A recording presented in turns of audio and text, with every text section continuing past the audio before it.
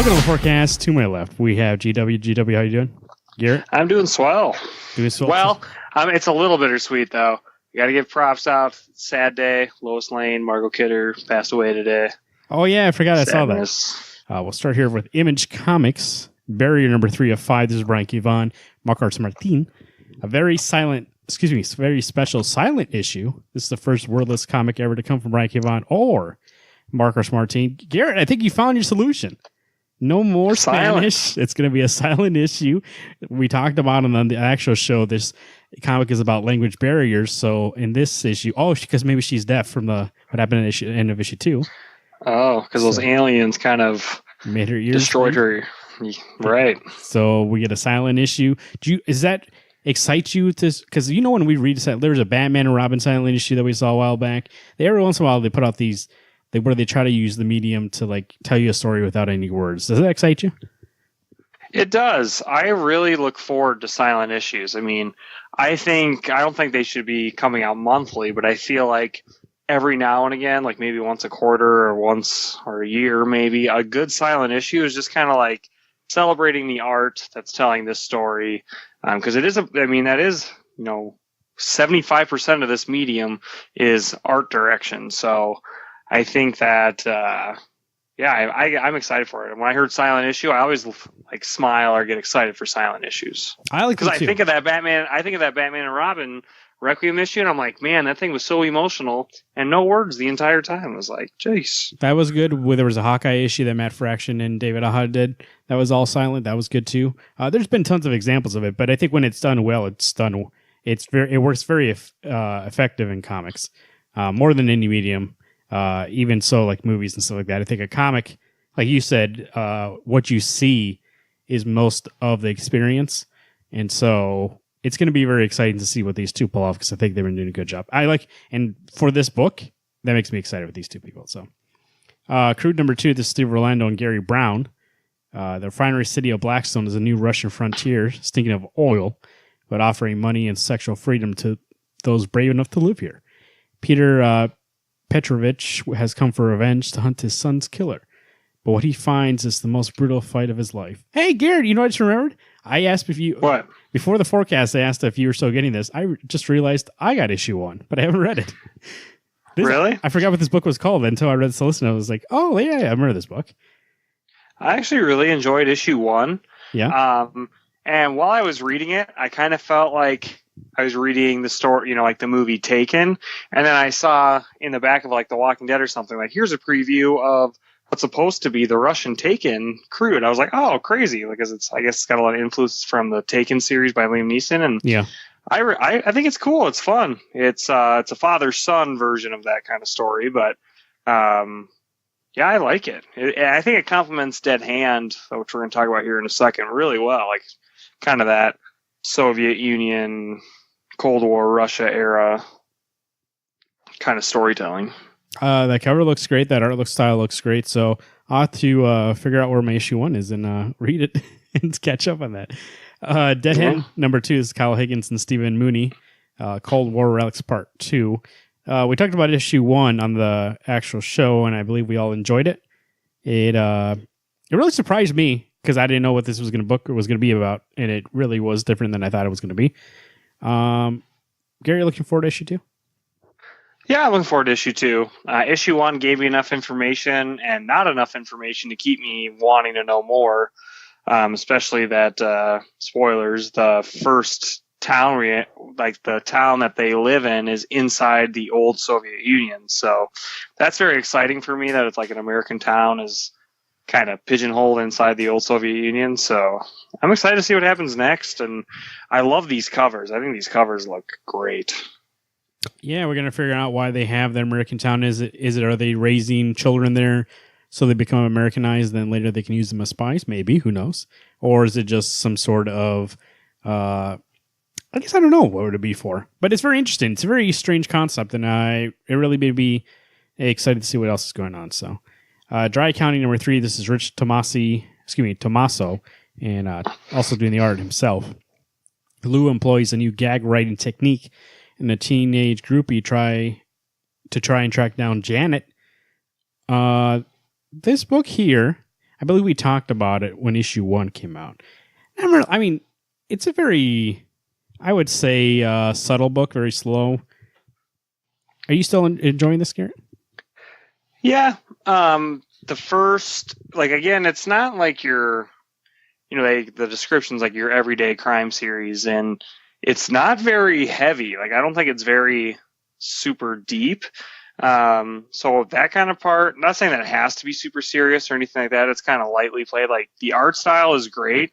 The story itself, I'm kind of like, why do I care? And they're trying to establish like how the main character really likes this girl, and then she goes missing, and I'm like, I don't know. I just didn't feel I don't know. I'm kind of iffy. I'm on the fence. You know what I think I enjoy it, but it's like I don't know. I just can't fully just be like, oh, this is really great. You know what I think it is about it is that these characters, I do enjoy seeing them interacting, but it seems like it wants to be plot heavy with that plot, and it seems like it'd be better if this book just was about him trying to date that girl. It's like, I don't understand. I mean, I understand that he's trying to make it like a mystery type of book, but I really do like the characters. But I don't like I don't like them enough to follow. What I'm trying to say is the plot's not interesting enough for me to follow that. Like, I'd rather this be like just a book about these two people, and not have like because like the mystery part's always like in the back of my mind, like, are they ever going to get to this? And then like slowly they are, but I'm like, it's not really needed. Like, it doesn't feel like a mystery book. It feels like just like a slice of life book. Yeah, and I think I really enjoy the characters on that level. Like, that main character, I like the way that I like the dialogue and all that stuff like that. So we'll see. I am enjoying it on that level, but it is hard, like you said, with the interference of the plot. So this is Flavor number 1, the new image number 1. This is Joseph Kenninch and Wook Jin Clark series premiere. Within a strange walled city, an unlicensed chef discovers a mystery that threatens to end it all. Join Joseph and Wook Jin Clark on this culinary epic adventure, Flavor, where chefs are the ultimate celebrity and food is the most valued commodity. The high-stake competitions of Hunger Games collides with the lush Miyazaki-esque world building in this delectable new ongoing series featuring culinary consulting and bonus content by Ali Bonzari, renowned food scientist and author of the IACP award-winning cookbook Ingredient, unveiling the essential elements of food. So I just noticed on the cover, there's a dog chopping up some vegetables. Made me laugh. If you heard me laugh a second ago, that's what it was. But I do like this art style. It does look like a Miyazaki kind of movie. Kind of almost looks like Lupin the Third a little bit, and it doesn't sound. I mean, I always like when I read. So I just read Solicit. It doesn't sound like anything I've ever read before. And I kind of like when I get those books. I'm like, oh, that sounds new and unique. It's just I don't know at this point in time if I can get another book. But if I would, that looks like one I would be into. Right, and I feel the same way. Like, if I wasn't already getting a million books, like, this one would definitely be on my list. But I read the preview, and when I got done with the preview, I wasn't like, it didn't hook me enough to be like, you need to read this book. So I think it'll be a good book to maybe pick up in trade or to like pick up on like Hoopla or the library. But I think as a monthly series, I could probably live without it. Yeah, that's what it seems like. Like on a casual day off, you pick this up on Hoopla, you read it, have a good time. It's probably going to be a nice book to read, but I don't know how much I need to read month to month. And you know what? Sometimes books are better on trade. Like, some of them do work out better that way. So, right. That might be one. You're right. I'm going to check that out on Hoopla. But the art style looks great. If you're looking for a new book that is, if you enjoy food or a chef or like enjoy that kind of stuff, like if you watch Anthony Bourdain or anything like that, I think this is for you. So pick that up.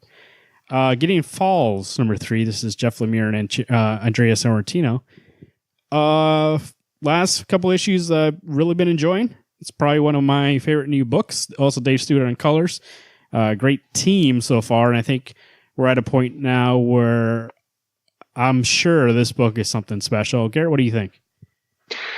Yeah, I mean, this is like a true, out of all the comics I've ever got, some claim to be horror books. This is the only one that I've seen successfully actually be a horror book. Like, there's others that have like, oh, that's weird. Like, yeah, that's very uncomfortable, but it's not like that. That's horror. But this book, it like gets me every time. There's always a page flip or something that just makes me feel eerie. or scares me like that first issue. I still have that image in my head. God, just got goosebumps. But I feel like we got a little more exposition in issue 2. So I feel like this issue can have some things kind of pay off from that exposition we just got. So that kind of scares me too, because I'm like, what's going to happen next? I have no idea what's happening in the story. And little by little, we're going to find out more pieces of the barn. Get it? Yeah, not to ruin what happened last issue, but I do like the way the last one ended.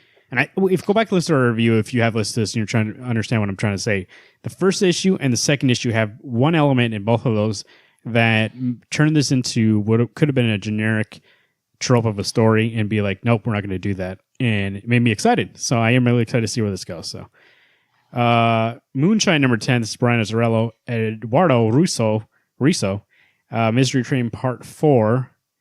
Oh, right in this cover. That cover looks pretty good. And you tell me this book is about werewolves, right? And the Moonshiners? It's about werewolves in the Prohibition. Basically, there's like the mafia's trying to get this moonshine recipe from this family, and this family is all full of werewolves. So there's a lot of setup in the first arc, and this is the second arc. So everything's finally let's go. Like the story is accelerating really fast, and it's been a lot of fun. Like at first when it came back, I was like, I don't know if I want to get the second part, because the first part was just kind of like there, and now this part it's really accelerating. It's a lot of fun.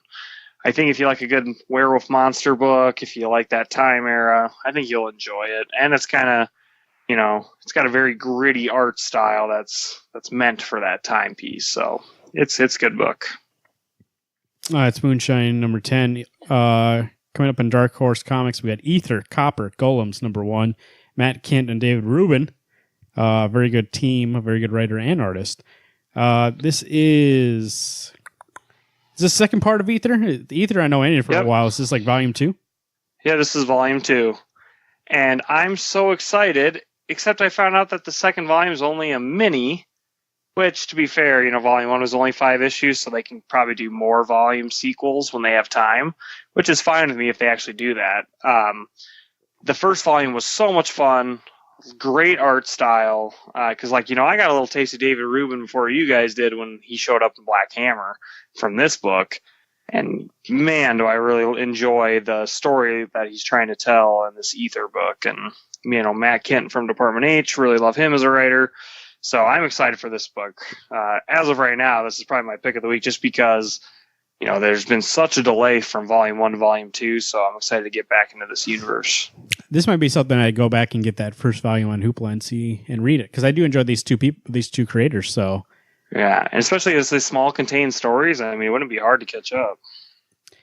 Goosebumps Download and Die number 3. This is Jen Vaughn and Michelle Wong. This is the second miniseries of Goosebumps books. Is that correct, Garrett? Yep. How's it going? The second one. It's pretty good. Unfortunately, unless the haunted mask is in the next part, or the concept's good, this probably will be my last one, just because they're fun, but they're kind of original ideas, and Slappy's always the villain, and I don't know if that's supposed to be the theme, but I'm like, come on, there's 100 billion Goosebumps monsters, and you keep picking Slappy. So I wish there was more stories that weren't with him, but he's kind of the most recognizable Goosebumps monster, so that's fine. But I think as a whole, the series has kind of been it's been okay. It's about, high school girls, and it doesn't really get into their perspective really. So it's kind of like an outside glance of high school girls. And I'm like, yeah, I can't really associate with them because I'm not a girl, and there's no way to bridge that connection between what they're experiencing as high school girls. So it's very light story, light plot, and Slappy and Goosebumps is involved. So it's good, but I'm kind of excited for my reading of it to be done. Do you think maybe is Slappy the main person in these books because in the movie, isn't he the main person on that one too? The main bad guy? It could be the case of, trying to dumb it down for readers, so they use Slappy, but I'm like, come on, you got the Haunted Mask, you got the Horrorland people, you got so many people in that wheelhouse. People, if you're getting people to buy a Goosebumps book, they know who the Goosebumps monsters are. They wouldn't buy a comic book just be like, ooh, I wonder what Goosebumps is about. That's Like a good point. I mean, they're not buying that book being like, what's this Goosebumps? Right. Well, I mean, maybe. There's a lot of kids that grew up with Goosebumps. I mean, is it still going as a book series? Sometimes. And that new movie just came out in 2015. Yeah, I guess you're going to get people that watch that movie and be like, oh, this is... So, I mean, that's why they have Slappy. Because they're like, hey, that movie has Slappy. And that's true. But I do agree with you. There's a lot of good ideas with that Goosebumps series. And if it was just about one of them, I would be like you two. I'd be like, oh, come on, where's the rest of this? Yeah, like... There's so many cooler monsters than just Slappy. So, but who knows in the future if I see cause they are 3-issue arcs. If I see an arc that's like the Haunted Mask or it's got the Mummy, whatever, and the Don't Go in the Basement characters, then I'd be like, okay, I'll just jump back in. That's the thing with this too. Yeah, 3 issues. They're all different. They're all different miniseries, so you can jump on and off. So that'd be a good thing to do. TMNT ongoing number 82. This is Tom Wallis, Kevin Eastman, Brian Revel. Kingdom of Rats Part 2. Our TMNT expert is on location right now. He's trying to find the turtles under the sewers. And when he gets back, we'll ask him how this book was. But how has this book been going, Garrett? It's actually really turned around. The constant joke on the forecast for months was when is the turtles going to be in their own book? And, ever since the Triceratons got into this book, they have been back. And, it's been great, and this new arc has them very focused, heavy-centric in the issues as well. So I'm enjoying it a lot, and I think that's the strongest thing is I want to see the turtles when I read TMNT. If I see random mutant animals, I'm like, I don't really care. I'm not in it for them. I'm in it for the turtles. So it's been really good. If you're looking for some strong TMNT story with them in it, then this is it. TMNT Universe number 22. This is Paul Allaire, Mark Torres. Can Donatello meditate a truce between Ultrams and the Triceratons, where fanatics on both sides cause a deadly derailment? The fate of alien life on Earth hangs in the balance. You don't get this book, right, Garrett? You and your brother? I do not. Nope. So our correspondent still doesn't know how that's going, but I'm assuming this sounds like it's maybe part of the last story, if I remember correctly, that was about Triceratons. So... Right. That'd be a little more extra for that. So if you want to read more of that. DC Comics, that stands for Detective Comics, way back in the day, but not so much anymore. First, we have Batman number 47. This is Tom King and Tony S. Daniel, The Challenge Part 3. This is the end of that Booster Gold arc. How will the last issue, ended in a way, I don't know how they come back from it, but they might. Actually, if you look at that cover, for my parents to live, I must kill Booster Gold. That's what's going to happen. It's Batman versus Booster Gold, who will come out in the end. Sometimes, this book reminds me. Sometimes you try to do a good thing for somebody. Turns out bad. And then you got to fix it. Well, not only does Booster Gold screw up, he screws up bad. Gosh. But this storyline is so much fun. This is I've said before, it's kind of the thrills I get from Injustice that you guys don't some of you, you've read volume 1 of Injustice, but it's kind of that this is a totally alternate history, alternate Earth, alternate timeline.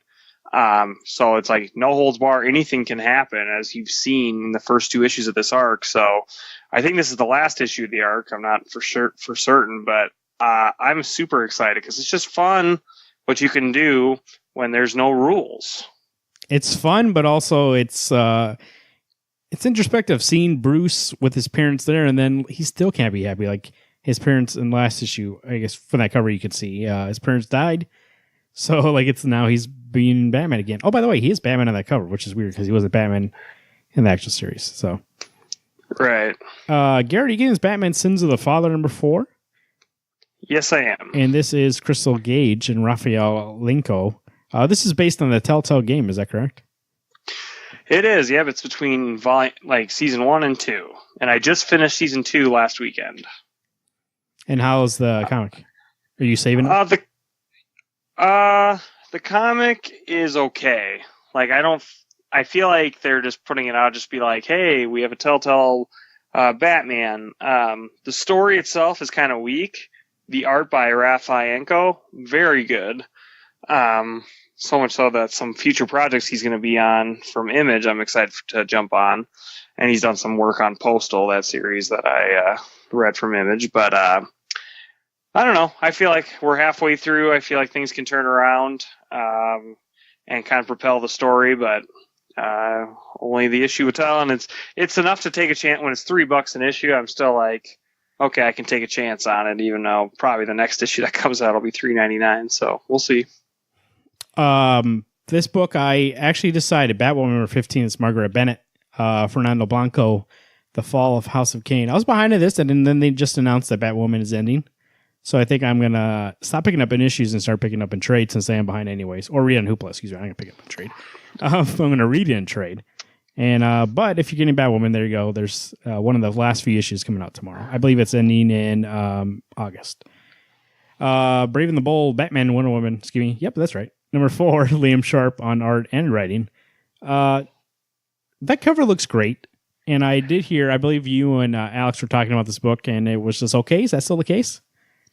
It's just okay for Alex. For me, I really love it.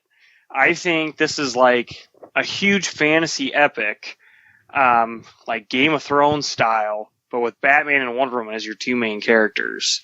It is very wordy, but I think there's just, it's only 6 issues, and there's so much information that has to be kind of delivered, but it really complements the art. I think the art is so detailed and intricate that the text that you're getting is helping tell the story to the best of its ability. So, I don't know. I really enjoy it. I'm super surprised by this series.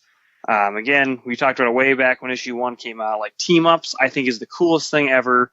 I love the crap out of that. So that got me amped. And then, Liam Sharp's art is great, and his storytelling is a little drier, but it's not enough to me to be like, oh, I'm going to drop this. I can't read this. It's boring. I don't think that. I think it's definitely worth reading.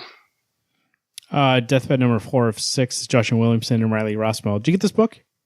Yep. This book is... Ever get the feeling you forgot something? That nagging itch in the back of your head says you left the oven on or the firehouse in your house is on fire. Did you forget your name is Antonio Luna?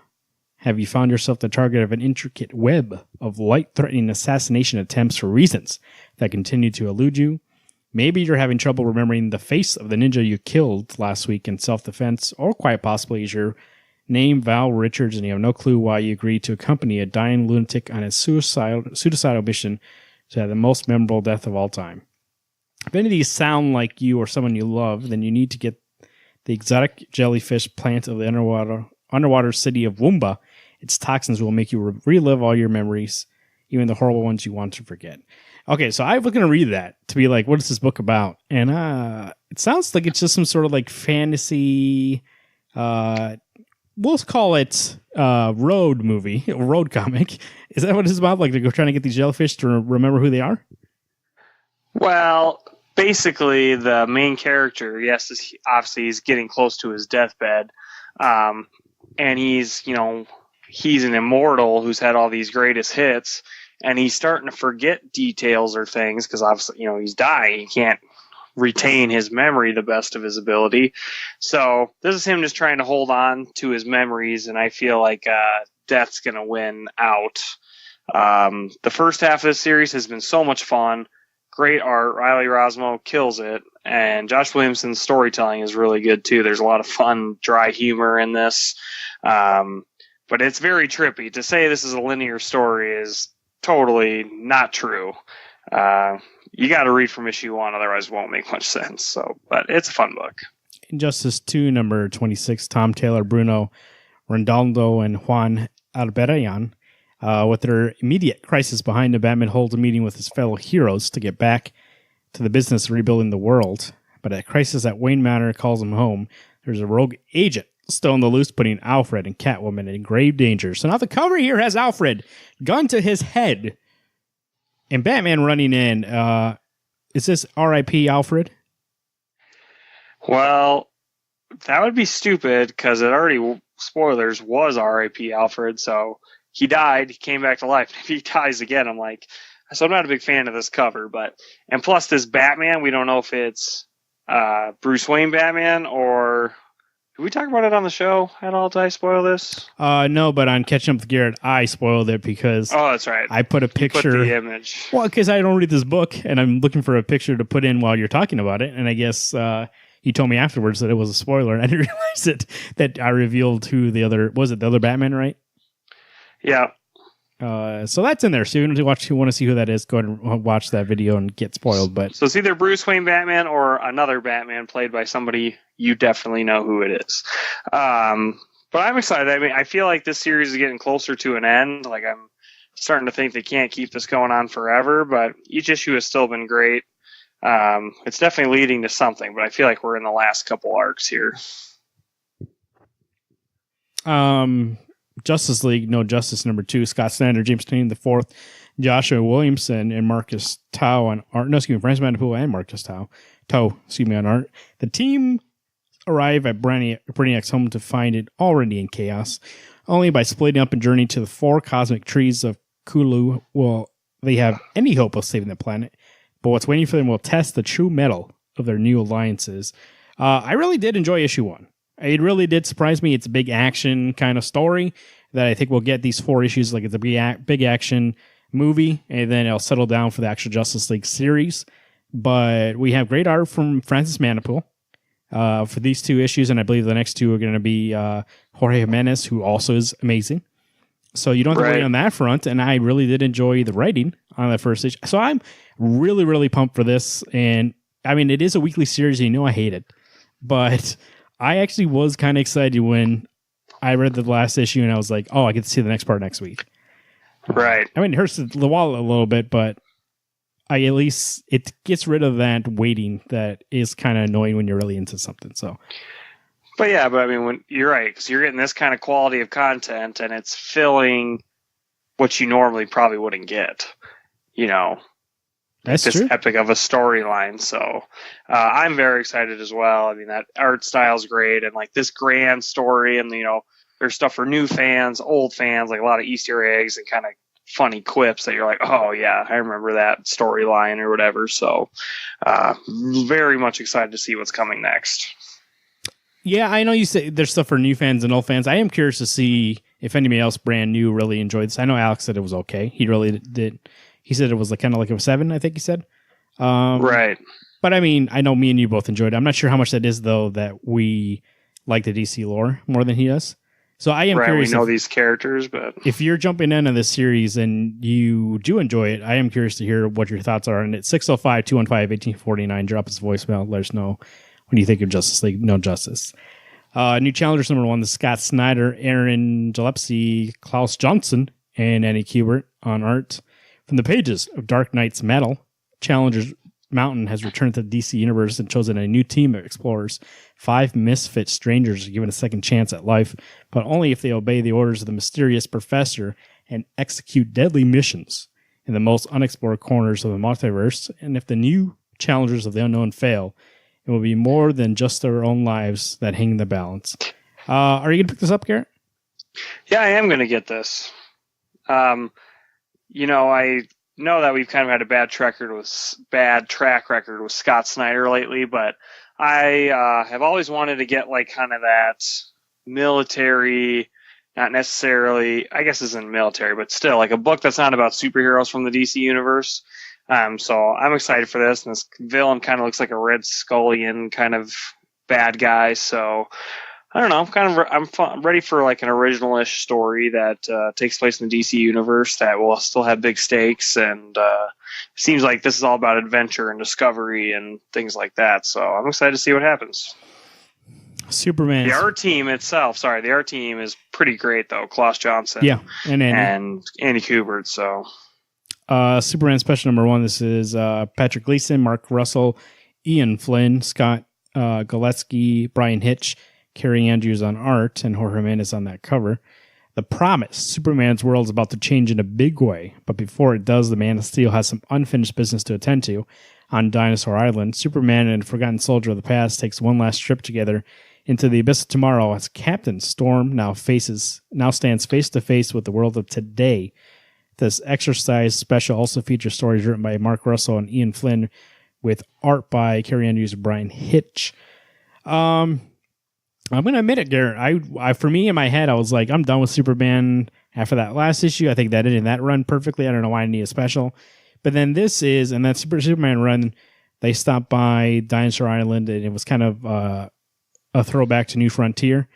And now this issue is going to be about that again. I really did enjoy that issue of Superman, so maybe I'm in. I don't. We'll see. I guess I'll flip through it and we'll see. I just don't like that it's. Why can't I just get the Patrick Gleason story? I don't understand. Right. That's the only thing I want to read. The only thing I will say though is Carrie Andrews, who did that. I got that Lois and Clark cover of Action Comics 1000. Yeah. Like beautiful art. Brian Hitch, not so much. Not my favorite. But I am excited for this only for the fact that I've been so upset and disappointed with what I've seen from Brian Bendis so far. Like, this truly might be the last Superman story in a very long time that's going to have the Superman we know and love. And that scares me. But I'm excited, Dinosaur Island, that was very special the last time around, like you said, Marvin. So I'm excited to see what the story has in store, but it's also very bittersweet for me because I'm just like, gosh, if this is the last comic in like how many years Bendis is going to write Superman, then I'm going to see the true Superman, which I don't know. I'm judging early. And so it just, they warned you right here. Just the feeling I got early. What? They warned you right here. Superman's world is about to change in a big way.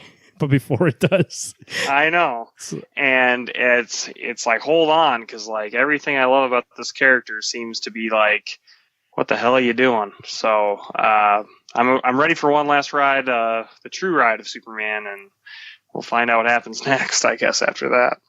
Wildstorm number 13. This is Warren Ellis, John Davis Hunt on art. John Lynch, once the director of I.O., the secret deep state agency that runs Earth, is on the road. His darkest project, Thunderbook, has been uncovered, and he needs to warn the principals, now scattered across America, hiding. But they were his most successful experiments, and none of them are completely human anymore. I get the impression that this is kind of... We've had a break, right? There was a break between 12, and now we're going to finish the back 12. This is kind of going to be... I don't want to say one shot, but it stands alone to kind of get you back into it, it seems like. We're going to come off of the discovery of 12, and then we're going to move into 13, and I'm really excited for this book. Wildstorm has been a surprise. It was a book I told myself, and I think I said in the podcast, going to get a couple, but I guarantee you I'm going to be out, because Warren Ellis, for some reason, I enjoy his writing, but after like 2 or 3, I'm always like, okay, well, this feels like it's going to take a long time to get into, which this kind of did, but there was enough. Right. There was enough per issue for me to be like, I want to keep going, and when it paid off, and it was good. So I'm excited to read this and see where we're going with this story. Yeah, agreed. I think that, making it this far into the series, like, things are only going to pick up from here. So I like that variant cover, Francisco Francavilla. Haven't seen him for a little bit, but it's a good cover, and kind of just makes me excited to see what goes on in this book. Marvel Comics, the refresher of refreshes. All new Wolverine 35 Legacy, Tom Taylor, Ramon Rosanas. How are we with, is this still the old woman Laura story? Yes, it is. I believe this is the last issue, I think, of the entire series. So. Oh, yeah, then she's going to go back to being X-23? Yep. So, gosh, I don't know, because Tom Taylor's been writing this character for how many years now, and this storyline itself has been a lot of fun, and I don't think you'd ever think they're going to make an old lady X-23 story. It's like, yeah, they did, and it's been I kind of enjoy it more than Old Man Logan for the fact that she did things differently, and made better choices about her oldness, I would say. For her healing factor still works pretty well, and she still has a purpose in what she's doing, not just depressed and floating around. So I'm very excited to read this issue. If this is the conclusion, which I'm sure it is before X-23 starts, let's go. This will be a good issue. Avengers number 2. This is Jason Aaron, Ed McGuinness. Black Panther and Doctor Strange battle for their lives deep within the Earth. Captain Marvel battles death and destruction raining down from the skies, while Thor, Iron Man, and Captain America lead the valiant yet hopeless fight against the final host of Dark Celestials, and Ghost Rider and Savage Hulk make brutal war against each other. Plus, you can't have a gathering of Avengers without a certain Prince of Lies now, can you? I'm excited to see if this book... I mean, I got so excited to come off of Avengers 3 Infinity War that we're going to get an Avengers book, and I like the team. I like the creative team, and I did like the team we're going to get.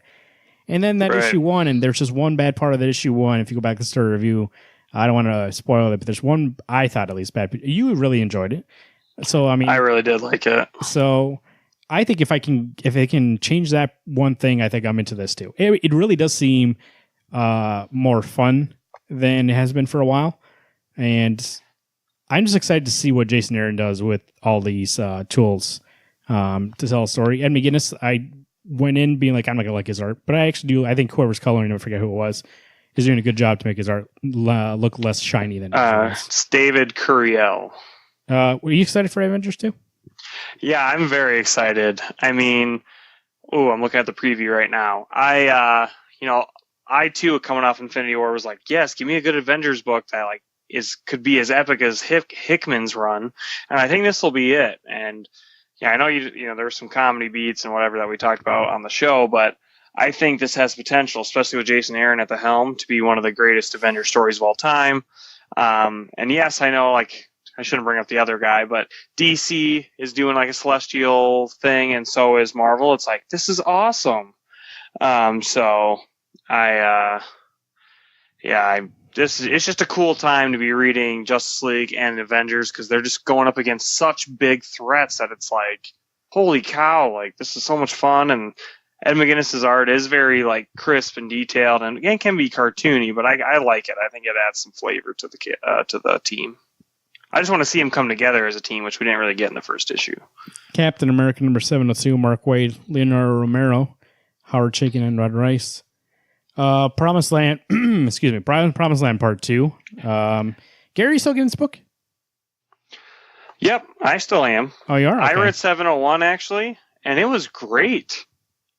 701, really surprised me how good it was. Mm-hmm. I'm really excited to see this last run of Mark Waid before he gets off, and then Ta-Nehisi Coates comes on. And if you read that Free Comic Book Day thing, I think it's going to be a good run for Ta-Nehisi. So if it's a good time to be a Cap fan, I'm excited. Leonardo Romero's, I mean, it's sad that he has to jump off of this thing. And when David Acuna comes on board, but I hope that he finds maybe a place doing another book that has Captain America in it. I really did enjoy it. So it has that old kind of look to it.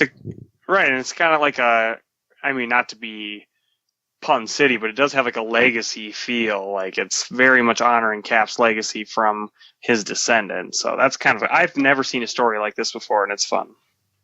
I know you're not getting this one, but Daredevil number 602, Charles Soule and Mike Henderson. The fallout from the shocking conclusion of 600 continues as Matt Murdock and Daredevil both rally allies in the face of an overwhelming enemy.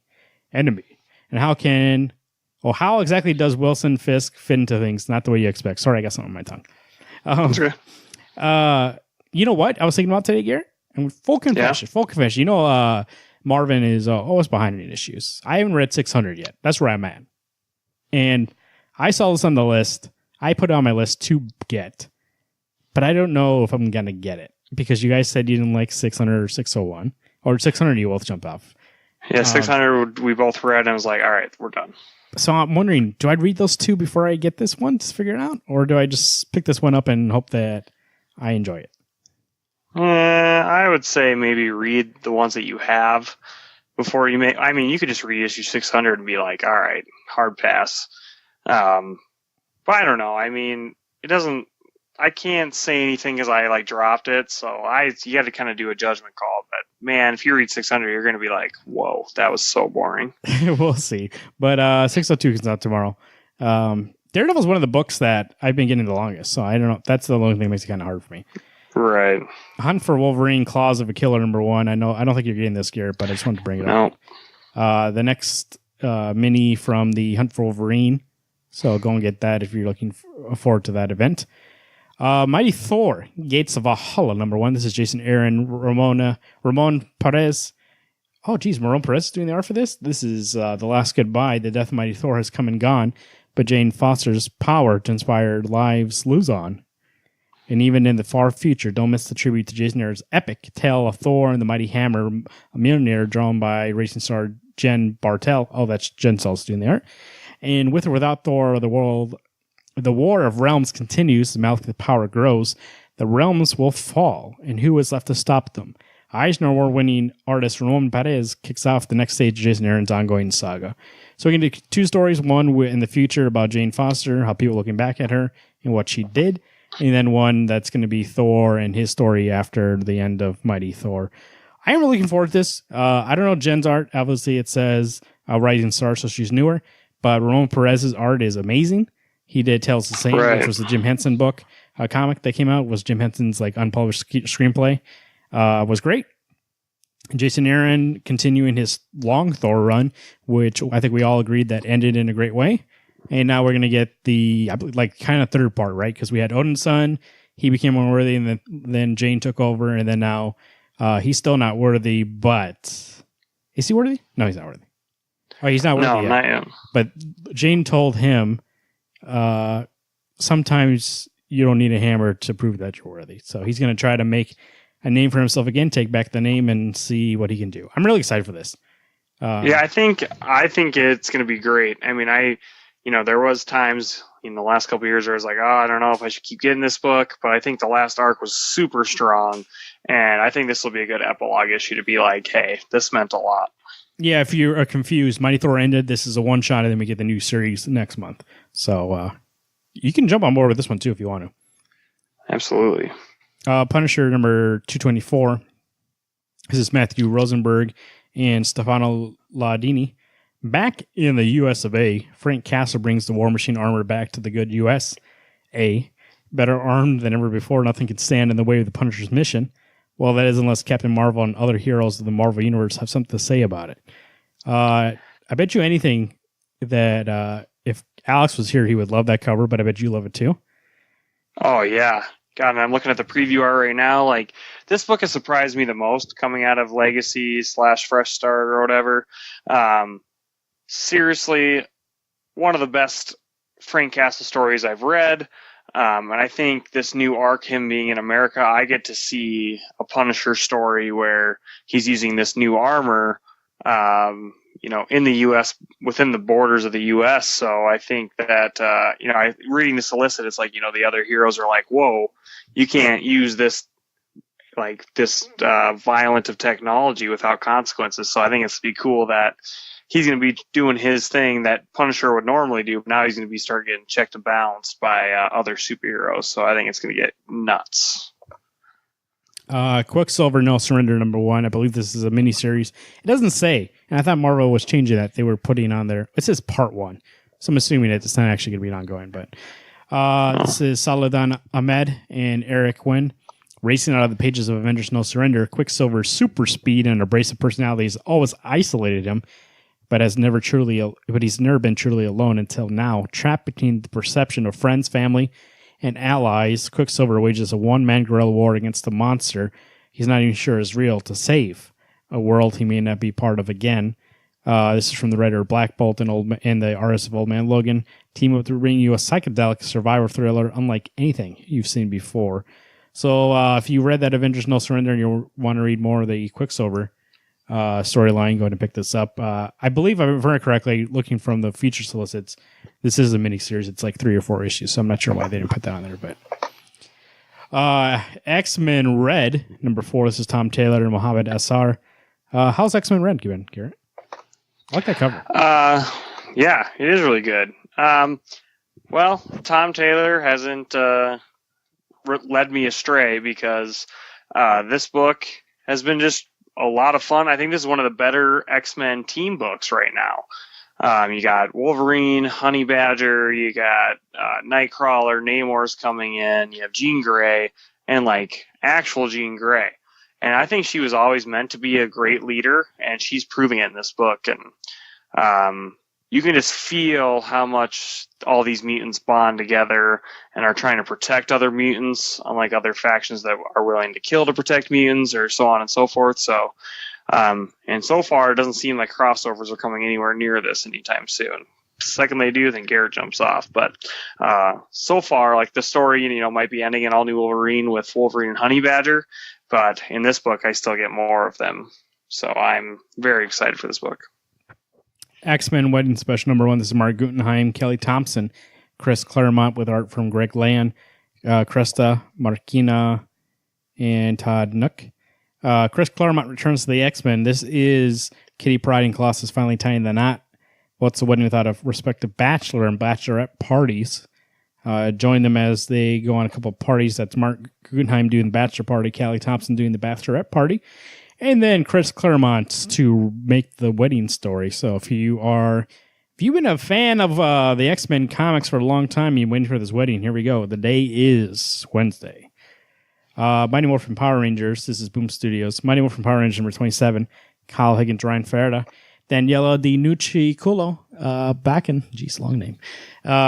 This is Shattered Grid. What part Shattered Grid? This would be part 4, I believe. Part 4. As Lord Draken's power and influence grows, the Power Rangers work with new allies from across time and dimension, including including Ranger teams such as Time Force, RPM, and Samurai, to craft a plan to fight back. But is it already too late? Garrett, how's it been? This has been one of the most fun storylines or crossovers I've ever read. Starting with issue 25, it's gone through that and Go-Go Power Rangers, and then I just read the Free Comic Book Day issue. What a fun book. If you are a Power Rangers fan and you enjoy the different generations of Power Rangers, this is them all being squeezed together to take on an alternate Earth Tommy Oliver. So yeah, things are just crazy, and the storyline is easy to follow. It does get you very excited, and they finally put a timeline in the back of the book so I could see how many parts there is in the Shattered Grid, and it looks like it's going all the way through August. So yeah, even that cover right there, it's like Red Ranger power, let's go. Like, I think this is one of the best storylines ever, and that's why it kind of like scares me that Hasbro bought Power Rangers, because if they give that comic over to IDW, it's going to be game over. But this has been great. Those are the comics for May 16th, 2018. Garrett, which book are you looking forward to the most? Ooh, I would have to say, I was kind of thinking about it earlier. I think Ether, Copper Golems. That one, I've been always in the back of my mind, like, God, when is that book going to come back? And now it finally is. So I'm like, yes, I can't wait to read it. What about you? You know what? When I first looked at this, and I posted, if you go to our Facebook page, facebook.com/Wednesday Comics Podcast, I posted the books that I was getting, and I was like, oh, well, it seems like an okay week. But now that I'm looking at it, a lot of good stuff here.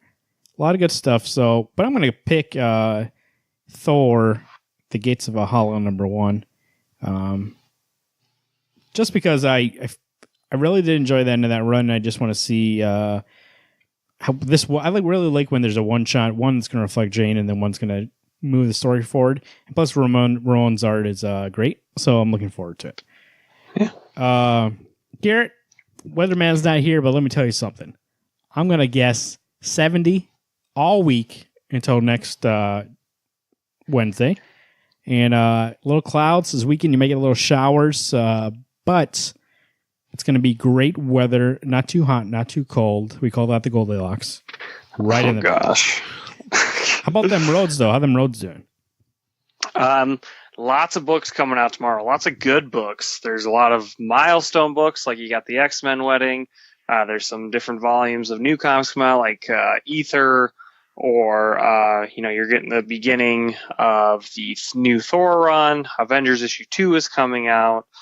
Some series are ending, like All New Wolverine. They got that event with Power Rangers. A lot of Image books are coming out tomorrow. I think there's just so much quality content coming out. You want to get to your shop pretty early. Make sure that you got that Keurig timer set up for right when you wake up so that you can fill your coffee and get going, because those books will sell out if you don't get there quick. I do agree with that. A lot of good stuff, and a lot of smaller stuff too comes out tomorrow. A lot of good small stuff, so you want to make sure you get there early because only a few issues on the stands. Make sure you're on them first. And also remember, I talked about a second ago the Goldilocks effect. That's not too hot, not too cold. She went to a house, she sounds the porch, and she didn't want the hot one, she didn't want the cold one, she wanted it right in the middle. She was going to go lay in a bed, she didn't like one was too hard, one was too soft, but she found one that was great. Now, same thing happens in comic books. Sometimes you read one book, too wordy, the other book, it's all silent. And sometimes you need something right in the middle. And that's going to be a lot of good books that come out, so you make sure you get there and get those books. Actually, we do enjoy the silent one, so that analogy is fucked. So, I'm done. My name is Marvin. I'm Garrett. That's been the Wednesday Comics forecast. Keep turning those pages. Is that it? Bye-bye. Keep reading those books. I don't know what it is.